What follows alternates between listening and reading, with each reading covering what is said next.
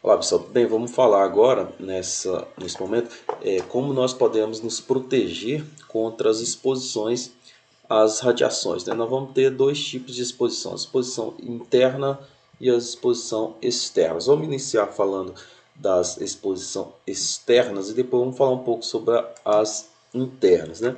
Então, a exposição externas, elas são caracterizadas pela a irradiação por fontes de radiações posicionadas fora do corpo da pessoa irradiada, né? Então as radiações eletromagnéticas, né, ionizantes, como raio-x, radiação gama, são as mais relevantes nas exposições externas, devido ao seu alto poder de penetração, que nós já falamos disso numa aula lá atrás, né? Então, as partículas betas, sobretudo as partículas alfa, elas têm aí poder de penetração suficientemente para causar risco em exposições externas, né? Então, elas são menos danosas externamente do que as radiações eletromagnéticas. E as posições internas, por outro lado, né, são caracterizadas por irradiações por fontes que encontram aí no interior do corpo, né? Por algum motivo, esta fonte foi ingerida pelo corpo aí, né? Absorvida aí pelo corpo. Então ela passa a ser parte do corpo agora. Isso é que nós chamamos de radiação interna, né? Mas vamos falar agora das radiações externas, né? Então, os riscos das exposições externas. Então, os riscos associados a esses dois tipos diferentes de radiação, radiação X e radiação gama, são os mesmos, né? Porque o poder de penetração deles são muito parecidos, né? Então, devido aí às particularidades de cada uma dessas situações, os métodos utilizados para controlar os riscos eles variam, né? Ou seja, das partículas, ou seja, a radiação alfa e beta tem um poder de penetração curto, então o risco é baixo, né? O risco da alfa, que tem um poder de penetração menor, é baixo, da beta, que tem um poder de penetração baixo também, mas um pouco maior do que a alfa, é moderado, né? E a radiação X, ou seja, o raio-x, raios gamas e os nêutrons, aí ele já tem um poder de penetração maior, então o risco a essas radiações externamente são mais graves, né? Então a partícula alfa, devido ao seu baixo poder de penetração, que nós já falamos, esse tipo de partícula não atravessa a camada mais externa da pele, ou seja, ela é barrada por uma fina camada de ar, ela é barrada, ou seja, ela mal chega até o corpo humano, se você tiver um espaço mínimo ali entre você e a fonte, né? Então, por isso, ele é considerada que as partículas alfas não apresentam risco associado a radiações externas. Você pode trabalhar em um ambiente onde tem fonte de radiação beta ali tranquilamente, sem nenhum problema. Já as partículas beta, elas são mais penetrantes, né? Ou seja, ela tem um poder de penetração um pouco maior do que as radiações alfa. Portanto, pode aí apresentar um risco, né? Principalmente para dois órgãos e tecidos, ou seja, a pele e o cristalino dos olhos, principalmente, né? Então, por isso que quando trabalha com onde tem fonte de radiação beta, você sempre tem aquele óculos de proteção ali para proteger o cristalino, né? Então, em ambos os casos, trata-se de órgãos de superfícies, eles penetram na superfície, né? Então, as partículas beta não apresentam risco aos demais órgãos, porque ela não tem um poder de penetração para atingir outros órgãos, né? Exceto em situações em que as partículas betas de alta energia interagem com materiais de alto número atômico, que nós já falamos disso, porque aí você vai gerar radiação X e aí você entra na questão das ondas eletromagnéticas e não da radiação beta, né? Então, as radiações eletromagnéticas ionizantes, raios X e raios gama, elas são radiações capazes de atravessar todo o corpo humano e, portanto, apresentam risco de todos os órgãos, ou seja, ele pode atingir todos os órgãos do corpo humano, né?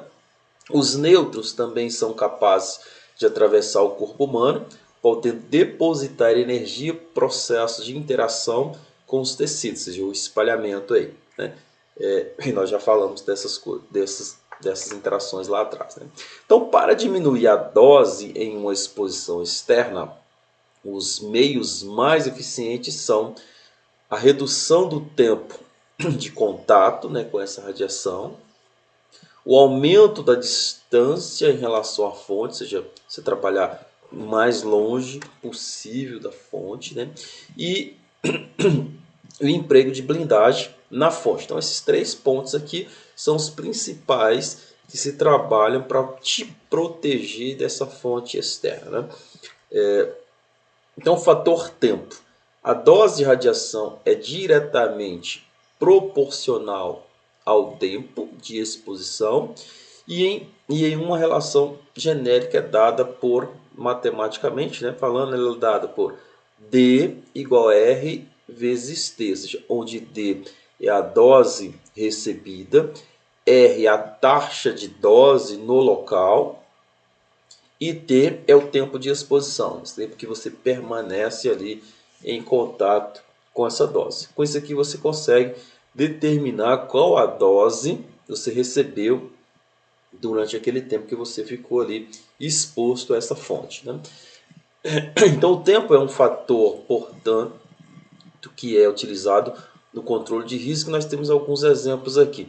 Então, se é conhecido qual o tempo que um trabalhador precisa estar numa determinada localização, é preciso garantir que a taxa de dose neste local seja tal que, considerando o tempo anual que o trabalhador fica no local, não exceda os limites de doses anuais permitidos, né? Então, segundo, se é conhecido a taxa de dose num determinado local que não pode ser diminuída, é possível calcular o tempo máximo que o trabalhador pode permanecer neste local.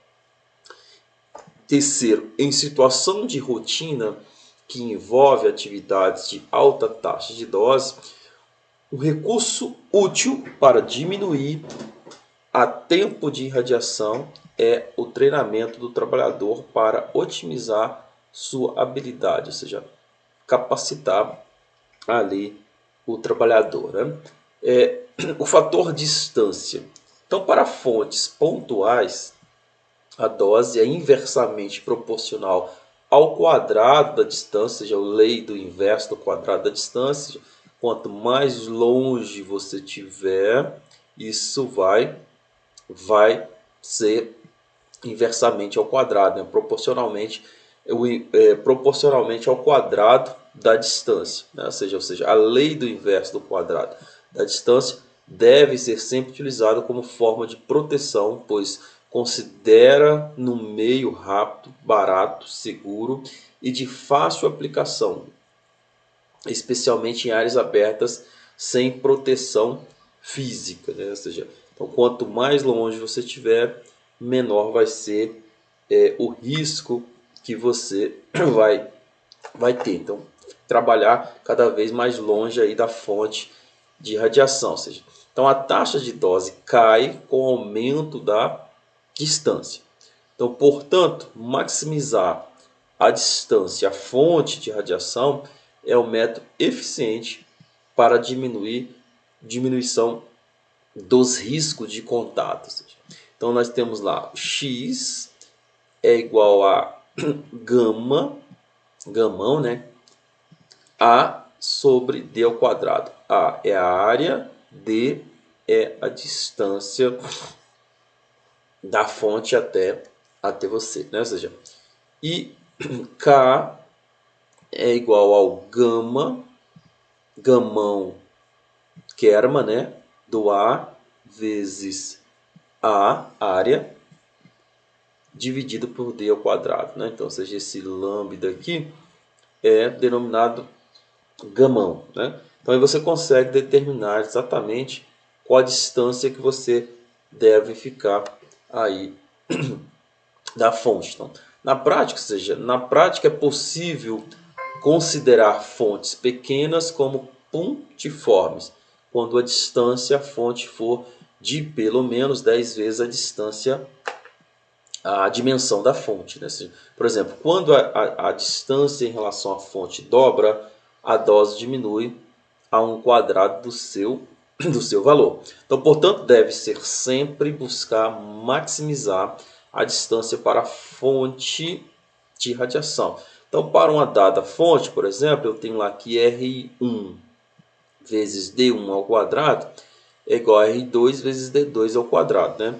Que é só fazer a relação, esta relação aqui, ó, distância vezes área, distância vezes área, ou seja, isso é proporcional. Então eu posso ter que R1 vezes D ao quadrado é igual a R2 vezes D2 ao quadrado. Então eu tenho que R1 dividido por R2 é igual a D2 ao quadrado dividido por D1 ao quadrado, onde esse D aqui é a dose, né? Esse Dzinho aqui é a dose, que aqui está minúsculo, mas essa dose aqui que nós falamos aqui, esse D aqui, né?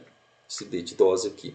Então, esse D aqui é a dose recebida e esse R aqui é a taxa de dose. Então, nós temos lá essa relação proporcional de acordo com a distância aí, né? Então, como foi, nós já falamos anteriormente, a lei do inverso do quadrado da distância só é válida para fontes pontuais, né? Então, a relação entre a dose e a distância varia dependendo do tipo de fonte, de muitos exemplos, como fontes lineares, circulares, esféricas, cilíndricas, etc., né? Então, tem um livro aí do Bitelli que tem vários exemplos aí desses tipos de fonte. Então, o fator blindagem é outra forma eficiente de diminuir a exposição e empregar blindagem na fonte radioativa ou no equipamento emissor de radiação ionizante, né? Ou seja, assim como nas barreiras existentes, parede, teto, chão, biombos e etc., o aumento da blindagem implica numa diminuição da radiação da barreira, né? Ou seja, então quanto mais barreira você colocar, menos radiação chegará à população, né? Ao trabalhador em si, né? Então, a fonte de entrada aqui é um tipo de blindagem aqui, blindagem da fonte, né? Ou seja, aqui está a entrada da fonte, aqui está os feixes, né? Que espalhariam aqui, então você colima esse feixe, ele vai passar em uma única direção, ou seja, então acessório para exposição com fontes radioativas denominada colimador, após pois dirige o feixe de radiação para um local pré-determinado, ou seja, como você blinda toda a radiação que está indo espalhada aqui, você deixa apenas um ponto específico por onde a radiação passa, então você direciona essa radiação para onde você quiser, né?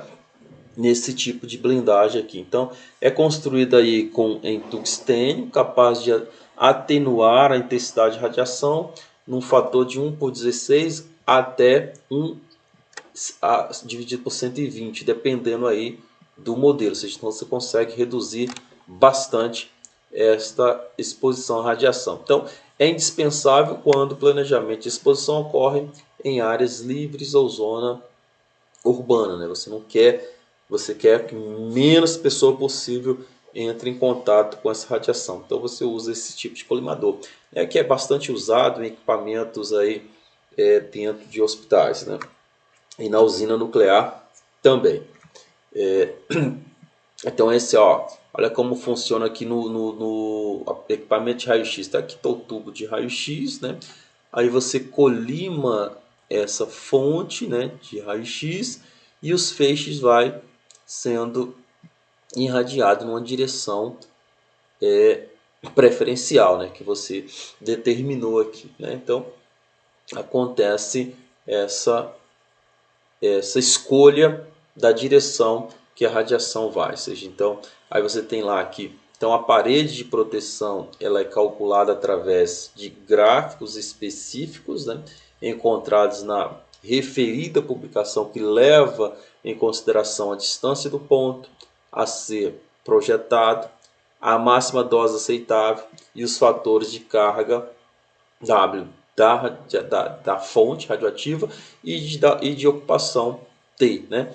Então, para você calcular essa parede aqui de blindagem, você tem que levar todas essas considerações aqui em fator, né? Então, o fator de blindagem também a ser utilizado depende do tipo de radiação, ou seja, então para partículas alfa não necessita de blindagem, porque até a camada fina do ar blinda a partícula alfa. As partículas betas de baixa energia também não necessitam de blindagem, né?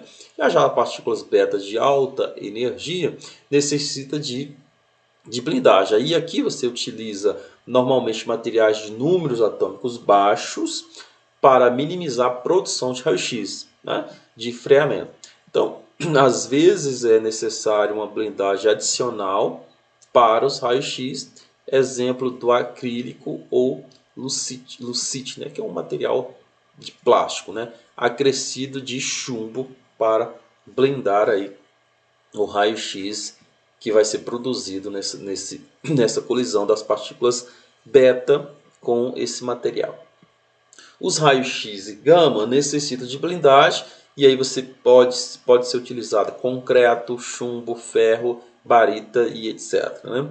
E os nêutrons também necessitam de blindagem e aí pode ser utilizado concreto, água, polietileno, parafina, boratada e etc, né? Temos outros materiais que pode ser utilizado, né? A blindagem para nêutrons envolve normalmente dois processos, né? O primeiro, redução da energia por espalhamento elástico e a captura do nêutron térmico, né? Que é o que acontece lá, que nós falamos lá numa aula atrás, no processo lá na usinas nucleares, no processo de fissão, né? Ou seja, o processo de fissão é quando acontece aquele desencadeamento, né? Aquele processo encadeia lá, você precisa parar o processo de fissão capturando aí esses nêutrons, né? Então você precisa ter uma blindagem para essa captura. Então, para a redução da energia, então é conveniente utilizar um material rico em hidrogênio, como por exemplo água, parafina, polietileno. E para absorção é conveniente adicionar uma camada de um segundo material que possa absorver os nêutrons por alguma reação nuclear. Um material bastante utilizado é o boro, que é utilizado lá na usina nuclear também, já que o boro pode absorver nêutrons térmicos a partir desta reação aqui, né? Liberando o nêutron, a partícula alfa e transformando em lítio, né? Então ele absorve o nêutron, libera a partícula alfa e se transforma ali em lítio, né? Que é o que acontece na usina. Nós começamos a falar um pouquinho lá atrás, seja aquele processo todo lá que tem na usina, onde você tem lá as contenções de água, né? Você tem lá o reator fica mergulhado em uma piscina de água, né? Essa água é a água pesada. Nós vamos falar sobre os tipos de reatores lá. Então você tem, com essa água você tá blindando ali os nêutrons, né?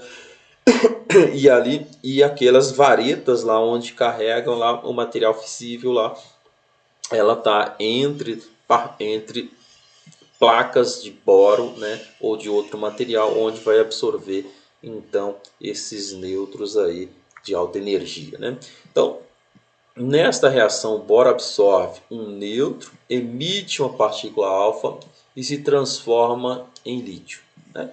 E é possível que ocorra nesta reação a emissão de fótons gama de aproximadamente 0,48 MeV, o que pode demandar blindagem adicional, né, para você blindar essa radiação gama aí. Então, algumas reações com nêutrons geram fótons gama ainda mais energéticos, como é o caso do ferro, que por isso não é um material adequado para a blindagem de nêutrons. Ou seja, se você usa o ferro, esse ferro vai absorver nêutron, libera a radiação gama com alta energia, e aí você vai precisar de um material de blindagem dessa radiação em alta energia, que não é conveniente, até por conta do custo, né?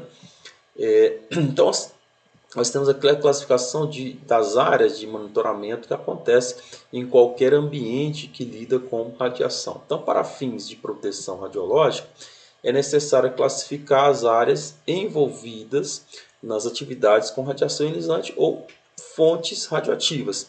São 3 as classificações das áreas: áreas controladas, áreas supervisionadas e as áreas livres, né? E as áreas livres aqui. Então, as áreas controladas é a área de maior nível de radiação e deve ser de acesso restrito. Nesta área é necessário a adoção de medidas específicas de proteção e segurança para garantir que as exposições ocupacionais sejam mantidas dentro dos limites legais. Então, nesta área, o potencial de dose anual é maior que 6 milisievert, né? As áreas supervisionadas é uma área intermediária entre a área controlada e a área livre, que requer aí uma avaliação periódica para verificação do nível de exposição ocupacional, com o objetivo de determinar se a classificação continua adequada.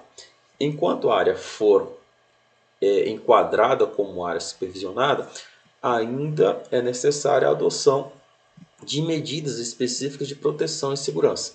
Nesta área, a proteção de dose anual está entre 1 milisievert aproximadamente, que é o limite para a dose do público, e 6 milisievert, que é equivalente a 3/10 do limite ocupacional, ou seja, aproximadamente 20 milisievert aí de dose, né?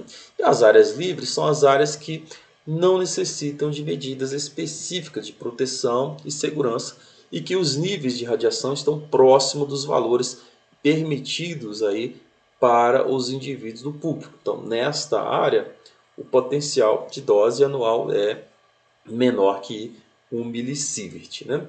Então, aqui nós temos aqui, só para caracterizar, seja a fonte radioativa está aqui.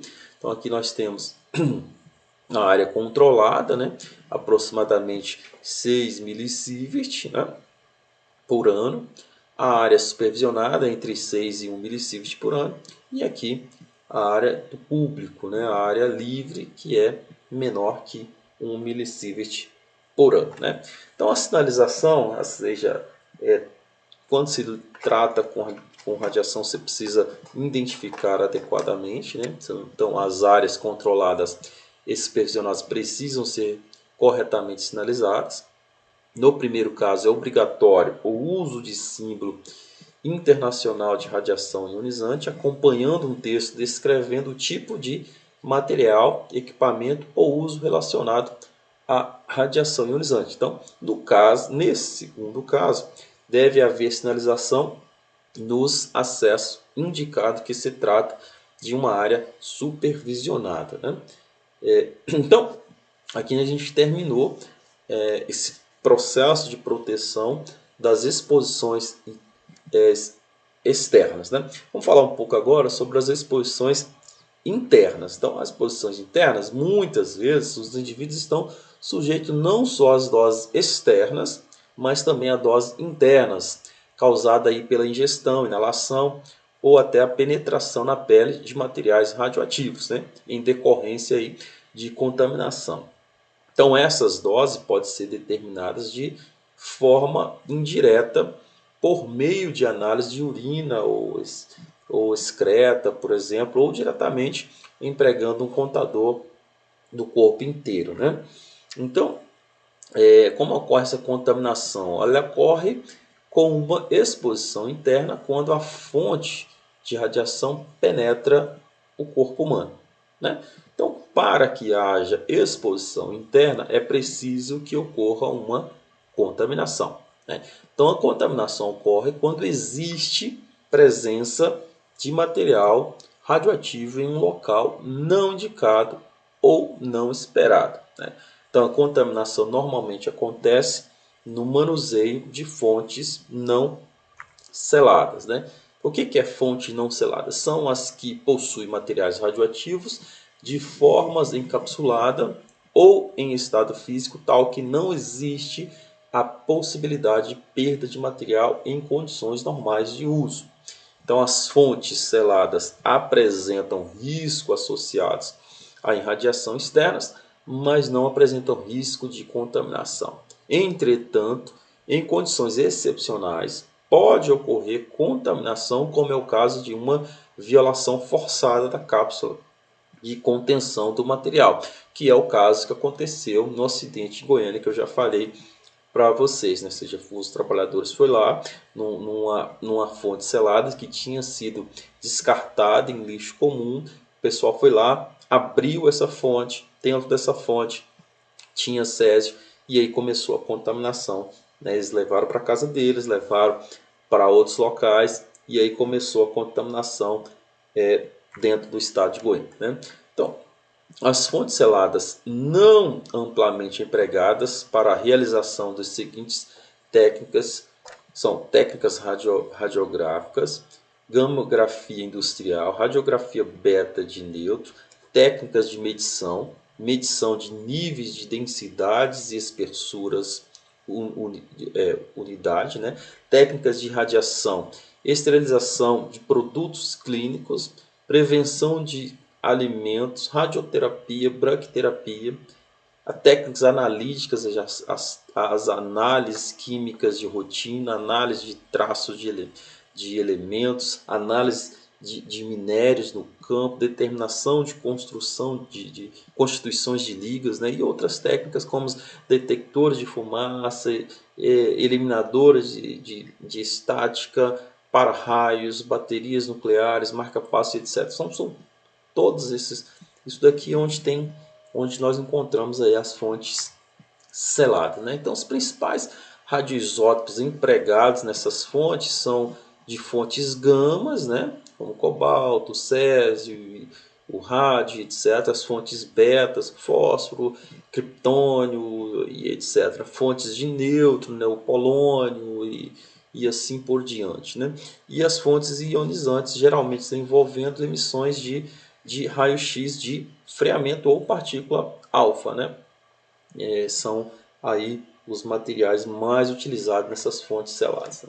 Então, as fontes não seladas são as que possuem materiais radioativos em uma forma que é possível que haja perdas durante o manuseio. Então, as formas mais comuns das fontes não seladas são líquidas, gasosas ou em pó, né? Então, na medicina, essas fontes são utilizadas mais na medicina, como radiofármacos, são amplamente utilizados em medicina nuclear para fins de diagnóstico e terapia. Na agricultura são utilizadas fontes não seladas, são utilizadas como marcadores, traçadores radioativos, né, para estudos diversos com plantas de animais e avaliações do metabolismo das plantas, estudo de comportamento de insetos e etc, né?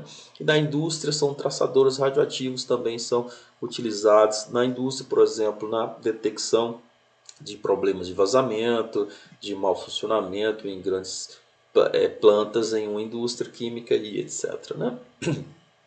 Então, as rotas de contaminação, existem várias rotas de entrada de material radioativo no corpo humano, que são as principais aí por inalação, né? o ar contaminado por ingestão com bebida, comida ou contato com a língua, né? E absorção pela pele ou ferimento aberto, né? Então, os riscos aos diversos tipos de radiação variam significativamente entre as radiações externas e internas, né? A radiação alfa, externamente o risco é baixo, internamente é grave. A radiação beta, externamente é moderado, internamente também é moderado. Os raios-x, raios gamas e os nêutrons, externamente é grave e internamente é pequeno, né? É pequeno o risco. A radiação alfa é de baixo poder de penetração desse tipo de partícula, que é um fator de limitante do seu potencial danoso em radiação externa, e é exatamente o que torna muito perigoso no caso das contaminações internas, né? Ou seja, ela é mais perigosa internamente do que externamente, né? Então, a possibilidade da partícula com os órgãos possibilita que danos severos sejam provocados, né? Agravados pela deposição de energia em um curto alcance, né? Então ela tem um poder de penetração curto, mas ela tem um poder de ionização muito grande onde ela entra em contato, né? Radiação beta, partícula beta também são perigosas no caso das irradiações internas, mas em menor escala que as partículas alfa, né? Como estas partículas têm um poder de penetração maior que as alfas, a energia é depositada num volume um pouco maior, né, de tecido, aí distribuindo a gravidade do dano, né? A radiação gama são muito perigosa nas radiações externas, mas apresentam um risco pequeno no caso das radiações internas, né? Devido ao seu alto poder de penetração, esse tipo de radiação deposita pouca energia no interior do corpo humano, no caso da contaminação interna, né? No caso da contaminação interna. Os raios-x e nêutrons é muito raro encontrar irradiações internas por raio-x ou por nêutron, devido à natureza desses tipos de radiações que nós já falamos desses tipos de radiações lá atrás, né? Então, a dose efetiva comprometida, né, devido a uma contaminação, depende então do tempo que o material permaneceu no corpo e do seu decaimento. Então, portanto, após uma contaminação interna, dois processos contribuem para a diminuição da taxa de dose. O decaimento radioativo do material, né, que é uma característica intrínseca do próprio material, e a excreção do material pelo corpo, né? Então, define-se, portanto, uma constante de decaimento efetiva, lambda efetivo, né, que é dado por lambda efetivo vai ser igual ao lambda, onde o lambda rádio, ou seja, uma constante da radiação, do decaimento, né, constante do decaimento radioativo, mais uma constante lambda do efeitos biológicos, do decaimento biológico, da forma que o corpo excreta esse material aí, né? Então, nós temos aí a meia-vida efetiva, que nós já falamos disso lá atrás, ou seja, que é essa constante lambda é igual a 1 dividido pelo tempo de meia-vida. Então, você tem que 1 sobre o tempo de meia-vida efetivo vai ser igual a 1 sobre o tempo de meia-vida radioativo, né, do material, mais 1 sobre o tempo de meia-vida do efeito biológico, né, do excremento biológico, né. Então, para minimizar isso, surgiu então um ponto de referência, um padrão determinado, né, que chama-se homem de referência. Ou seja, se a estimativa de dose efetiva devido à radiação externa é complicado, no caso da radiação interna a ICRP, na sua publicação aí de número 23, definiu aí o que eles chamam de homem de referência. É um padrão, né? Um padrão definido para determinar essas constantes de decaimento aí, ou seja, o homem de referência foi definido para representar um ser humano médio e deve ser utilizado para estimativas de dose. Ou seja, um exemplo de uma característica de um homem de referência é aproximadamente aí a massa corpórea de 70 quilos, né? Ou seja, então os limites de dose associados a radiações internas são definidos como base neste homem de referência, né? Então aí nós temos o limite anual de incorporação, LIA, né, que é definido como atividade de um radionuclídeo que, quando incorporado no corpo, acarreta uma dose efetiva comprometida em um ano, numa pessoa, no caso, homem de referência, igual ao limite anual permitido. Então, a atividade é, portanto, o LIA, né, é dada em becquerel, ou seja, para determinar esse LIA, utiliza-se o coeficiente de dose H, que é definido como a dose efetiva comprometida por becquerel incorporado. Então, os valores de H para ingestão e inalação para diferentes radionuclídeos estão tabelados em várias normas aí, que regulamentam o uso dessas radiações, né? Então, os valores de H para trabalhadores ocupacionais expostos são diferentes dos valores para indivíduos do público, porque as características dos dois grupos, como por exemplo a idade, não são as mesmas. Então nós temos que LIA é igual a L sobre H, onde esse L aqui é o limite de dose efetiva anual permitida e varia de trabalhador para trabalhador, né? Então, por exemplo, sabendo que o valor de H para inalação por um trabalhador é 5,8 vezes 10 a menos 10 sievert por becquerel, calcule o valor de LIA. Então, LIA vai ser igual a 0,02, que é a dose efetiva anual para esse trabalhador, dividido aí por 5,8 vezes 10 a menos 10, que dá aproximadamente 34,5 megabecqueréis, né?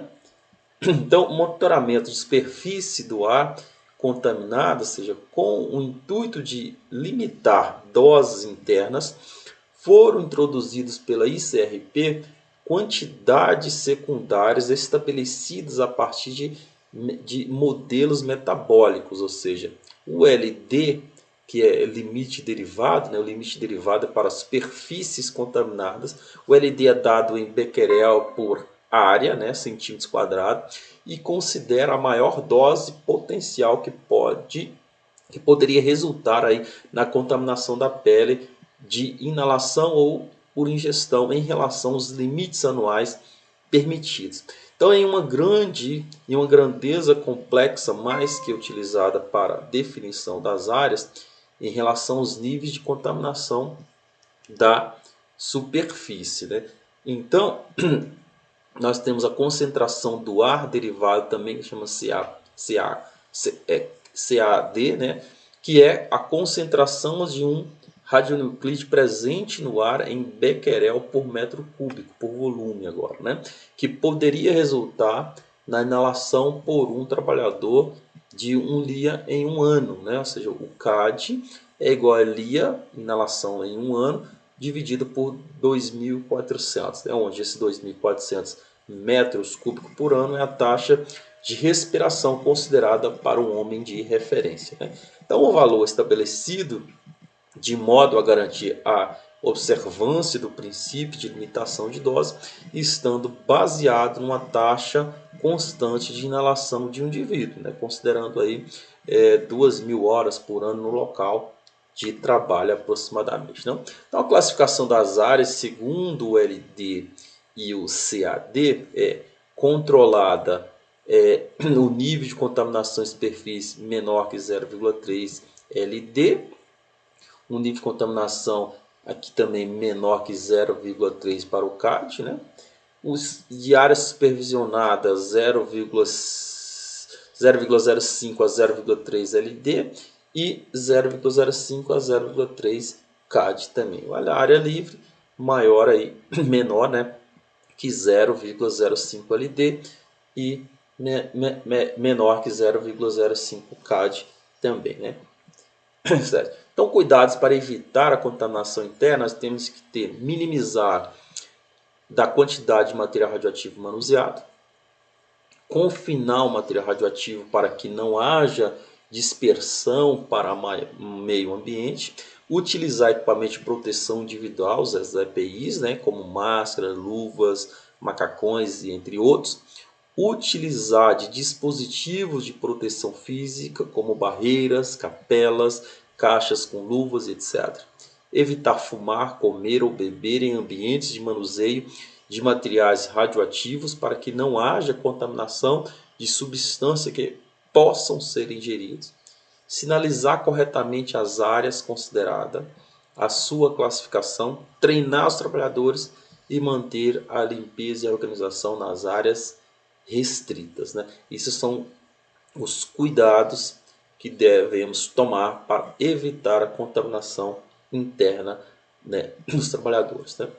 Ok, então aqui nós falamos um pouco sobre essa proteção interna e externa, tá? Só na próxima aula vamos falar um pouco mais sobre essas questões aí. Então, até a próxima aula.